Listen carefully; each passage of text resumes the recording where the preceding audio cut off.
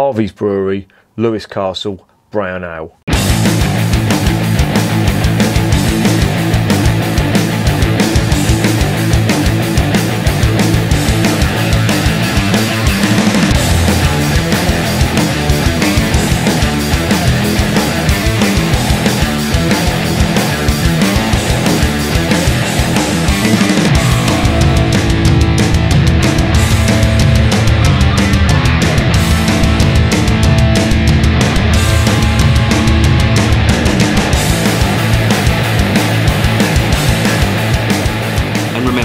Life is too short to be drinking shitty beer. Welcome to another edition of Bands, Bikes and Booze Reviews. No, you didn't miss here.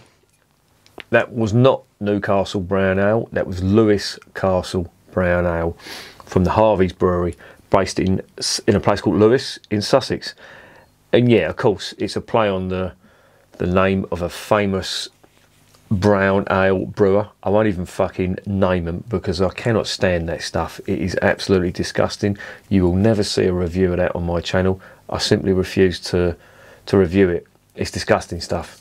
It really is not good, and there's no point. It's just going to be a rant. I'd rather do Foster's, do a review of Foster's, which I have done, than Newcastle Brown. It's just, it annoys me because I remember what it was like, and what it's turned into can just fuck off. Anyway, rant over. This is from the Harvey's Brewery. They're based in Sussex, which is the next county along from Kent, and they do some quite good ones actually, and they're a traditional old British brewer. They do some fantastic ales. They do an old ale, they do bitters, they do pale ales, they do English IPAs, and they do this stuff, and it looks quite good. It's a brown ale. Now, the style of beer, brown ale, is a real nice one. And it seems, again, like most traditional British ales, it seems to have died out a bit now because all the craft brewers just don't want to do it. There are exceptions. And I will say that this lot, the Anarchy Brewery, if I can get it out of this one, respect the beard, but the Anarchy Brewery Boot Boys Brown Ale is a real good one. That's worth checking out. That's one of the few craft brewers that are, you know, and they're from Newcastle as well. So, you know, Brown Ale and Newcastle do sort of go hand in hand, but you'll rarely find a craft brewer doing brown ale. So that's why I picked up a bottle of this, and it looks quite good. Look, Harvey's a really good brewery. I've reviewed some of their stuff on the channel. They have quite a good reputation, certainly among local people in Sussex, and they used to have a Harvey's pub in Maidstone, and it was called The Pilot, and they did some fantastic beers there. I don't remember the brown ale being on tap, but some of the bitters were on tap, and they were really good. Real solid, good British traditional beers. But sadly that pub's closed down there, and there's no Harvey's pubs around here at all now anymore, which is a real shame. But I've got a bottle of this stuff, so let's stop guessing and let's get into this beer.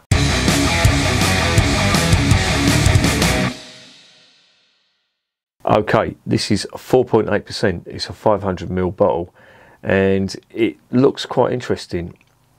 It says on the side, a traditional brown ale brewed with roasted malt and dark sugars. It has a sweet, malty palate and a bittersweet finish derived from Fuggle and Progress aroma hops. There is a lush fullness offset by a hint of burnt sugars. Lewes Castle was built following the Norman conquest. Just a quick thing about the Fuggle hops. Fuggle hops, of course, are British hops. They are very earthy, quite fruity as well. When I say fruity, like sort of pear, apple, that type of thing, that's what I get from there. And they've got Progress hops as well. Now, Progress, again, are another British hop, very common in dark British ales, and they have raisin, dark fruit, blackcurrant, that sort of flavour. So, let's stop guessing and let's get this beer open.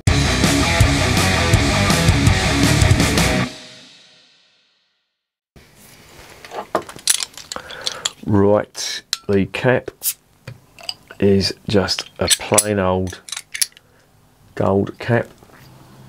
Oh, I'll keep it. I might as well just throw it in there. It's the ice cream man. Let's get it in the glass.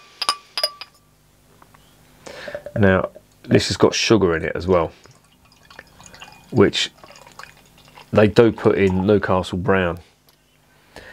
And when you put sugar in beer and it's not bottle conditioned, that always rings alarm bells with me.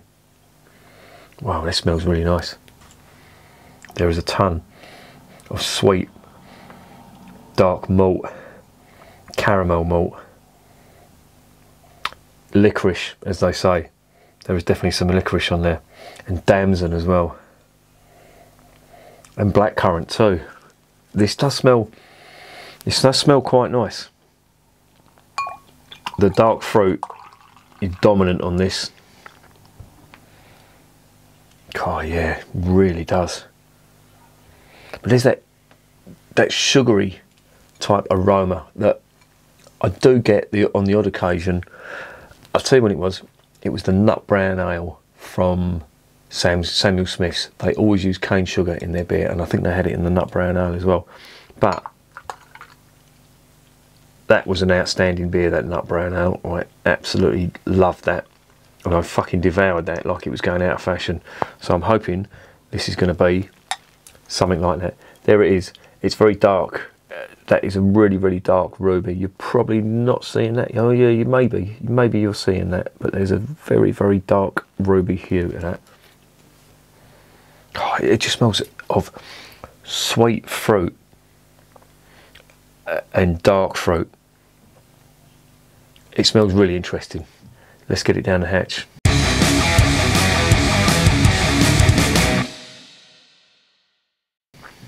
Cheers.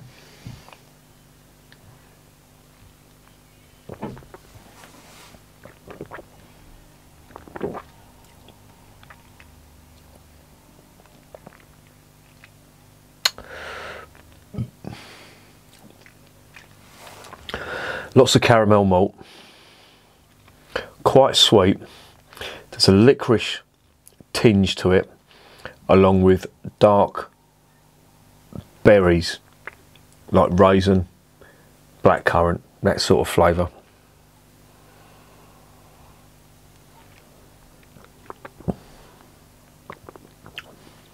There's a slight bitterness to it as well,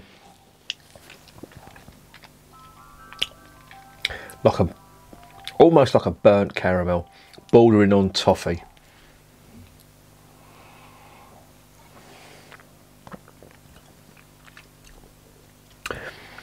And there's a bit of, yeah, the more it goes down, the blackcurrant really does stand out. Now, I don't know if they mentioned blackcurrant on there. Roasted malt, dark sugars, malty palate, and a bittersweet fuggle finish. No, this is all about the dark fruit on here. There is a ton of blackcurrant and licorice that I'm getting from that. I can smell the licorice from here. I don't know whether they've done that artificially or not.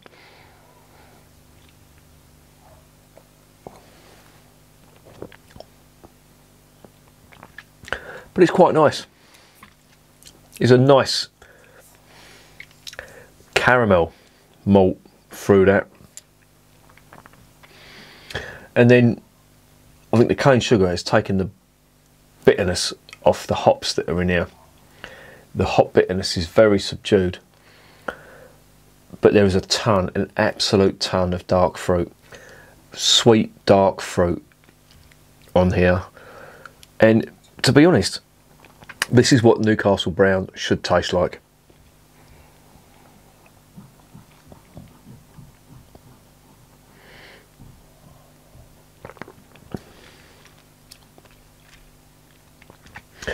There's also some biscuit malt on there as well. It's a cross between biscuit, caramel and toffee. I'm definitely getting that on the first, first mouthful.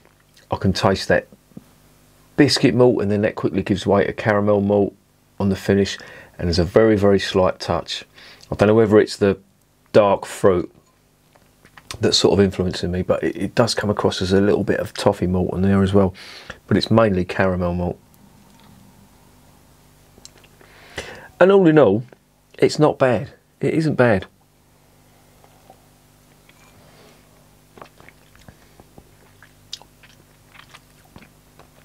I have to say, I think the Sam Smith's is better than this.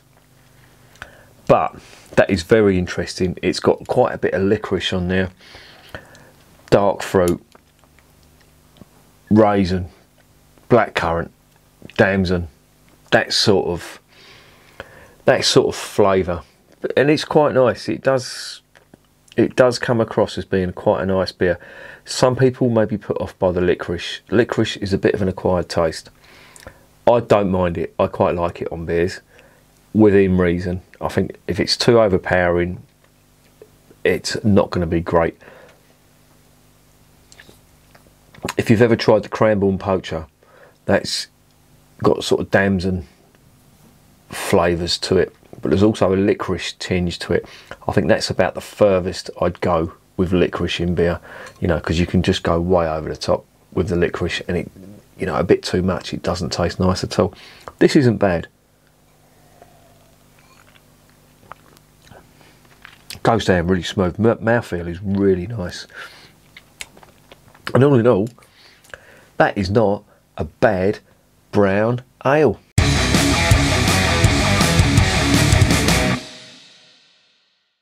So what's the verdict on this? Yeah, this is nice. It's a traditional brown ale with a twist, quite fruity. Now, normally with brown ale, I would be expecting quite a bit of caramel malt on top of that, bittersweet, a little touch of nut flavour on it as well. This hasn't really got that. This has got more of licorice flavour and a ton of dark fruit too. It does come across as a really nice brown ale. I'm going to give that an 8 out of 10. I think it's a real good one, but I don't think it's as good as the Sam Smith's Nut Brown Ale. For me, that was a real standout. Nice, moorish brown ale. This is nice. I don't think it's got the moorish flavour that the Sam Smith's has got, but it's still nice and drinkable. It's got a superb mouthfeel to it as well, and I love it, you know. And the Harvey's Brewery are keeping up that tradition of British beer. It will come back one day, and we will turn into a nation of bitter drinkers and ale drinkers and decent lager drinkers. And with the help of breweries like this, it will happen. But yeah, I recommend this. This is a really nice one. I can only imagine what that would taste like on draft. It's very rich. I don't think you could drink too many of these. 3 or 4, and I think you'd be struggling. But it's very nice. So that's going to get an 8 out of 10. I definitely recommend it. And remember, beer is working class champagne.